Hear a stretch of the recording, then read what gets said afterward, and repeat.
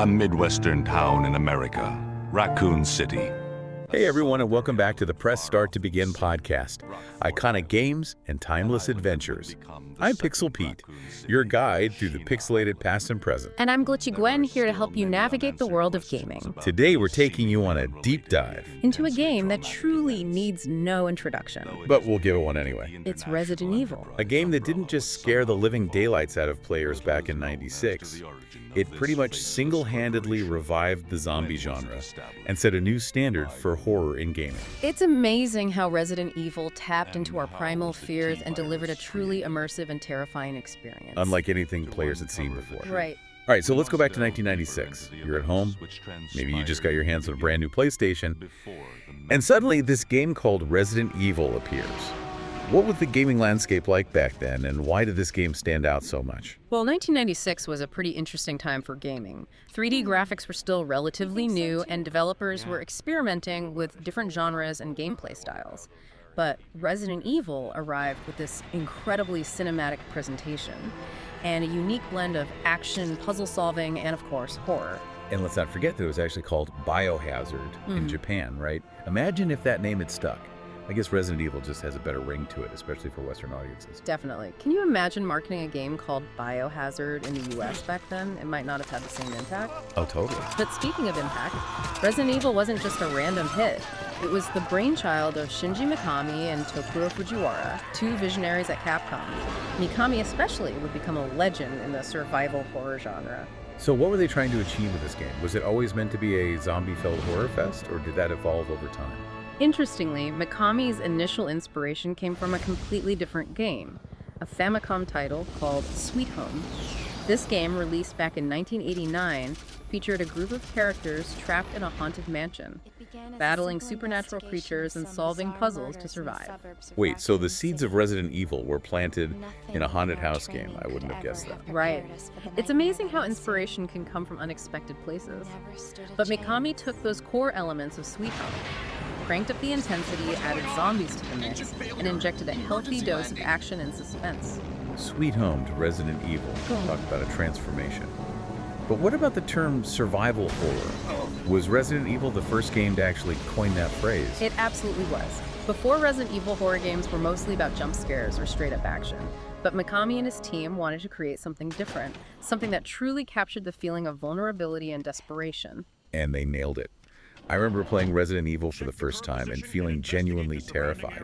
You weren't some invincible action hero. You were just an ordinary person trying to survive against these horrifying creatures. And that feeling of vulnerability was amplified by several key design choices. Think about those limited saves, the scarce ammo, the constant need to conserve resources. These mechanics weren't just there to make the game challenging.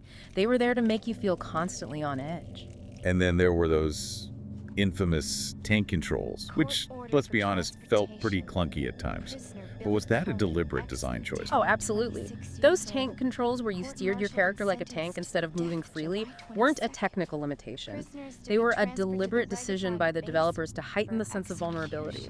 So you're telling me that making the game harder to control was actually a good thing? In this case, yes. Those tank controls forced you to think strategically about your movements. You couldn't just run and gun your way out of every situation. You had to be careful, plan your escapes, and conserve your ammo. That makes so much sense. It's like they deliberately limited your options to make the game more terrifying.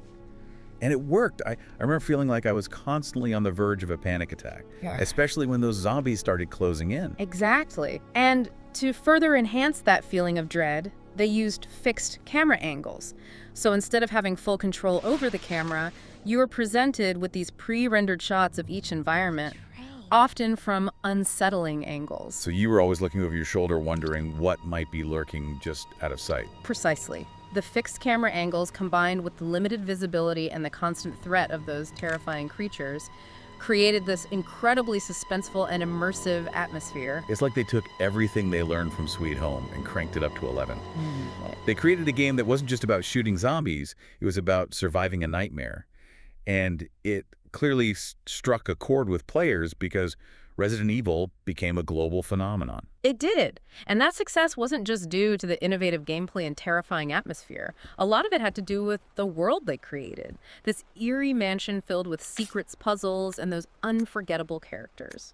You're talking about Chris Redfield, Jill Valentine, and of course the ultimate baddie, Albert Wesker. I mean, these characters have become icons in the gaming world. Absolutely. They weren't just generic action heroes or damsels in distress. They were fully realized characters with their own backstories, motivations, and personalities. You really felt like you were going on this terrifying journey with them. And those character designs, I mean, those iconic costumes, the cheesy dialogue, the over-the-top villains, it all just added to the charm of the game.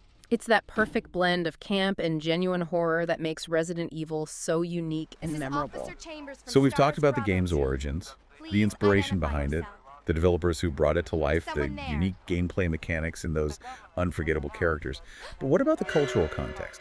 How did Resident Evil fit into the world of 1996, and how did it influence the gaming landscape going forward? Well, 1996 was a time of significant change and experimentation in the gaming industry. The rise of 3D graphics was opening up new possibilities for storytelling and world building. And developers were eager to push the boundaries. Resident Evil, with its cinematic presentation, mature themes, and groundbreaking gameplay, arrived at the perfect time to capitalize on this wave of innovation. So it was like Resident Evil wasn't just a game, it was a cultural event. Absolutely. It became a phenomenon, a topic of conversation, and a source of countless nightmares for players around the world. It also set a new standard for horror in gaming, proving that video games could be just as scary, immersive, and emotionally engaging as any Hollywood horror film. And that impact wasn't just limited to the horror genre, right? Resident Evil's success paved the way for a whole new generation of games that focused on atmospheric storytelling, character development, and mature themes. You're absolutely right. Games like Silent Hill, Parasite Eve, and even Metal Gear Solid were all influenced by Resident Evil in some way, either in terms of their cinematic presentation, their emphasis on atmosphere, or their willingness to explore darker and more mature themes. So it's safe to say that Resident Evil wasn't just a game. It was a turning point in the evolution of video games as a storytelling medium. It helped elevate games to a new level of artistic expression and showed the world that video games could be more than just mindless entertainment. And that's a legacy that continues to this day. As the Resident Evil franchise continues to evolve, innovate, and terrify players around the world. Well said. Now, I know we've covered a lot of ground here, but we've only just scratched the surface of Resident Evil's impact and legacy. After a quick break, we'll dive even deeper into the gameplay, exploring those iconic mechanics and how they influence future games. And we'll also examine the game's cultural impact, particularly its role in reviving the zombie genre and how it shaped our modern perception of the undead. Stay tuned. We'll be right back. Welcome back to the Press Start to Begin podcast, iconic games and timeless adventures, where we're exploring the depths of Resident Evil. We left off talking about the game's impact on gaming as a whole, and now I'm really curious to unpack those groundbreaking gameplay mechanics. It's true, Resident Evil introduced so many elements that became staples of the survival horror genre. Let's start with those tank controls. We talked about how they were a deliberate choice to enhance the feeling of vulnerability.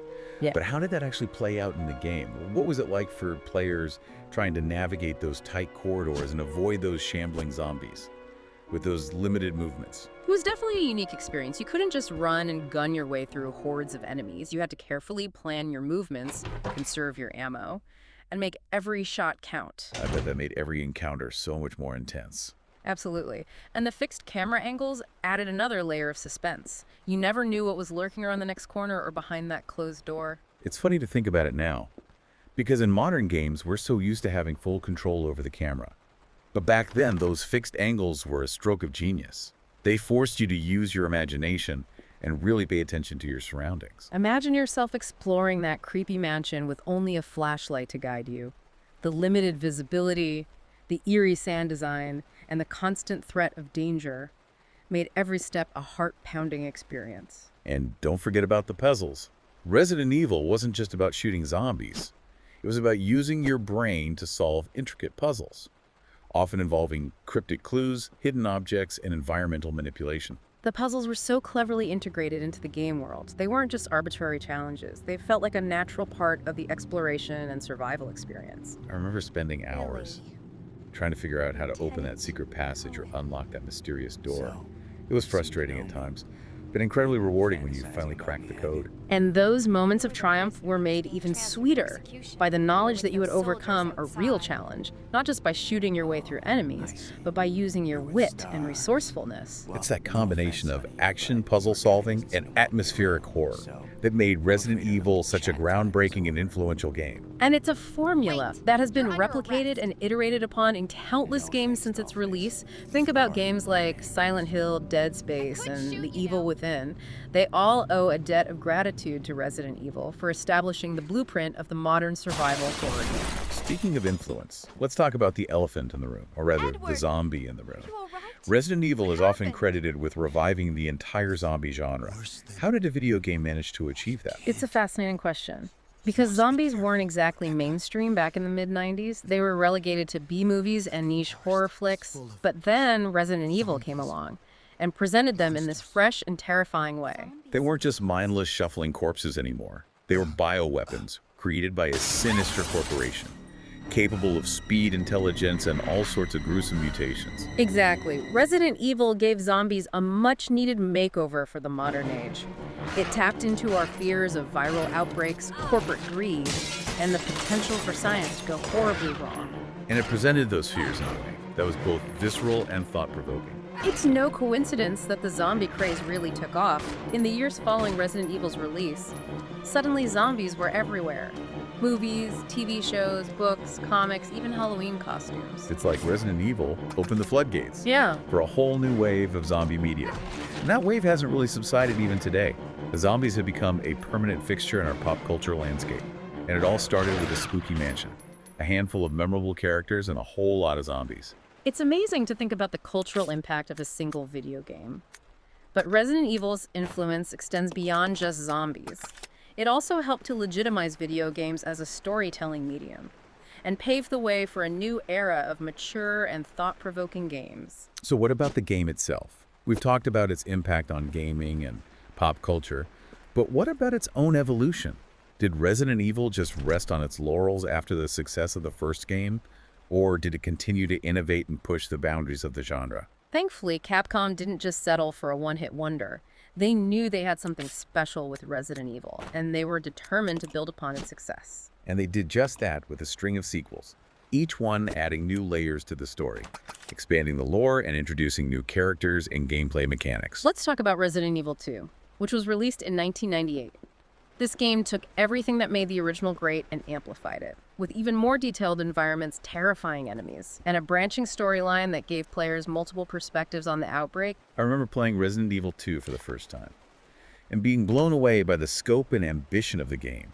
It felt like a true sequel in every sense of the word, building upon the foundation of the original while also introducing its own unique elements. And it was a massive success. Critically and commercially, it solidified Resident Evil's place as a major franchise and proved that the survival horror genre was here to stay. And then there was Resident Evil 3, Nemesis, which upped the ante even further, with the introduction of the titular Nemesis, a relentless bioweapon that stalked the player throughout the game. The Nemesis was a stroke of genius. It created this constant sense of dread and tension. You never knew when or where it was going to show up, and every encounter was a desperate struggle for survival. It was like having your own personal Terminator chasing you through the game. Resident Evil 3, Nemesis was another critical and commercial hit, further cementing the franchise's legacy. And then came Resident Evil 4 in 2005. This game was a major departure for the series. In terms of gameplay and tone, it introduced an over-the-shoulder camera perspective, a more action-oriented combat system, and a new setting that took players out of the familiar confines of Raccoon City. Resident Evil 4 was a game changer. It took everything great about the previous games and added a new level of intensity and polish. It was a critical and commercial triumph, selling millions of copies and influencing countless other games in the action horror genre. Some purists argue that it strayed too far from the survival horror roots of the series, but there's no denying that Resident Evil 4 was a phenomenal game in its own right, and it helped to revitalize the franchise for a new generation of players. And it paved the way for future Resident Evil games to experiment with different gameplay styles and mechanics. The success of these sequels proved that Capcom wasn't afraid to take risks and evolve the formula, while staying true to the core elements that made the original Resident Evil so special. But it wasn't just about sequels. Capcom also released a number of spin-offs, prequels, and remakes, further expanding the Resident Evil universe and exploring different facets of the lore and gameplay. These spin-offs allowed Capcom to experiment with different genres and ideas, while keeping the Resident Evil brand fresh and relevant. It's a testament to the strength and versatility of the franchise, that it's been able to adapt and evolve over the years, while still maintaining its core identity. And that brings us to the present day. Resident Evil is still going strong, with new games, remakes, and even TV shows and movies continuing to expand the franchise's reach. It's incredible to think that a game released in 1996 is still relevant and popular today.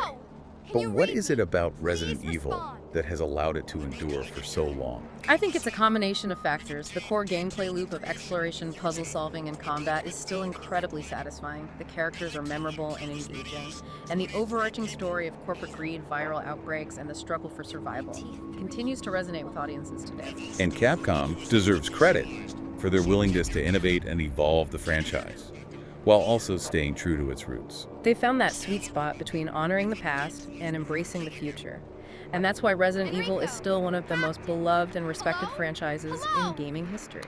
It's a legacy that's truly remarkable. Now, I'm curious to hear your thoughts on where the franchise goes from here. What does the future hold for Resident Evil? That's the million-dollar question, isn't it? Resident Evil has been around for so long and gone through so many transformations. I'm eager to hear what you think lies ahead. Well, you know, Capcom has proven time and again that they're not afraid to experiment with the formula. They've given us remakes, reboots, first-person perspectives, and even branched out into multiplayer. And let's not forget those incredible VR experiences. They really took immersion to a whole new level. Talk about feeling like you're actually trapped in a zombie-infested mansion. Exactly. So who knows what technological advancements might influence the series next? Maybe we'll see even more mind-blowing VR experiences, or perhaps they'll explore augmented reality, bringing the horror right into our living rooms. Now that you mention it, I could totally see them incorporating AR elements into a Resident Evil game. Imagine getting chased by zombies through your own house. Talk about a workout. But beyond technology, I think there's also room for them to explore different storytelling approaches. Maybe we'll see a game that delves deeper into the psychological aspects of survival horror, or one that focuses on the ethical dilemmas of bioweapon research. Oh, that's an interesting thought. A Resident Evil game that really makes you question the morality of scientific progress and the consequences of unchecked ambition. Exactly. Imagine a game where you're not just fighting for survival, but also grappling with tough choices that have lasting repercussions. That would be incredible. It would add a whole new layer of depth and complexity to the series. And who knows, maybe we'll even see a return to Raccoon City, a full-fledged revisit to the iconic setting that started it all. Oh man, that would be amazing. Imagine a modern Resident Evil game with all the latest technology and gameplay mechanics, set in a sprawling, fully realized Raccoon City. I can already picture it, exploring those familiar streets and buildings, uncovering new secrets, and facing off against hordes of zombies in stunning detail. It would be a dream come true for longtime fans like us. But no matter what direction Capcom chooses to take the series, I have no doubt that they'll continue to deliver thrilling and terrifying experiences that push the boundaries of the survival horror genre. I completely agree. Resident Evil has proven its staying power time and time again. It's a franchise that's constantly evolving, yet always manages to stay true to its core identity. And that's why it continues to resonate with players across generations. It's a testament to the power of innovative gameplay, memorable characters, and a truly immersive atmosphere. Speaking of immersive atmospheres, we've taken you on quite a deep dive into the world of Resident Evil today. We've covered everything from its humble beginnings to its lasting legacy, and even speculated on what the future might hold. We've talked about those iconic tank controls, those heart-stopping fixed camera angles, the unforgettable characters, and the game's impact on both the gaming industry and pop culture as a whole. It's been a fascinating journey exploring this iconic franchise. And we hope you've enjoyed listening as much as we've enjoyed discussing it. Absolutely. Now, before we sign off, I want to leave you with one final thought, something to ponder as you venture back into the world of gaming. I'm all ears. We've talked a lot about how Resident Evil shaped the survival horror genre, but I'm curious to know what your favorite entry in this series is and why. What is it about that particular game that stands out to you? Ooh, that's a tough one. Each game has its own unique charm and terrifying moments. I think I'd have to go with the remake of Resident Evil 2. It perfectly captured the atmosphere of the original while updating the graphics and gameplay for a modern audience. Excellent choice. The RE2 remake was a masterpiece. But for me, I think it's still the original Resident Evil. Yeah. There's something about that first playthrough exploring that creepy mansion for the first time that I'll never forget. Ugh. The nostalgia is strong with that one, I can understand that. But no matter which game is your favorite, there's no denying the impact that Resident Evil has had on the gaming world. Absolutely.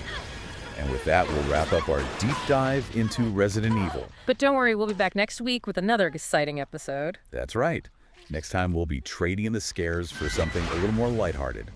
We'll be taking a deep dive into the world of The Sims. Get ready to create virtual lives, build dream homes, and explore the endless possibilities of this beloved life simulation game. It's going to be a fun one.